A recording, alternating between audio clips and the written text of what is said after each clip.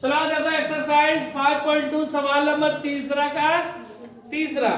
जैसे कि हम लोग तीसरा का पहला दूसरा बनाए उसी तरह तीसरा भी बनाएंगे। और ये तीसरा का पहला की तरह है, उसमें हमको A2 निकालना था, हमको शुरू और लास्ट पद दिया गया था, उसमें A1 और A3 दिया गया था। उसी तरह यहाँ पे देखो शुरू और लास्ट वाला दिया गया, दो ठो निकालना है। देखो ये इसको हम लोग बोलेंगे A1, ये क्या है A2, ये क्या है A3 और ये क्या है A4।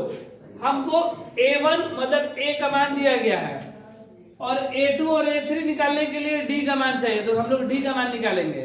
देखो क्या क्या का मान दिया गया है, A1 बराबर 5, A1 मतलब A बराबर 5, A1 को यही बोलते हैं। और क्या दिया गया है A4 बराबर 9.1/2। A4 को हम लोग क्या लिख सकते हैं A प्लस 3D बराबर 9 दूना 18 1 19/2। अब A का मान हम लोग यहाँ पर रख देंगे, A बराबर 5 है ना, तो लिखेंगे A का मान रखने पर, A का मान रखने पर, तो A का मान कितना रखेंगे 5, एक जगह पे 5 प्लस 3D बराबर 19/2, प्लस का 5 इधर आएगा तो माइनस का, तो 3D बराबर 19/2 माइनस 5, 3D बराबर लघुत्तम कितना हो गया 2 ना, क्या बचा 19 माइनस 5 दूनी 10, 3D बराबर 9/2, 3 गुणा में इधर आएगा तो D बराबर 9/2 गुणे 3, तितरी का 9, D बराबर 3/2।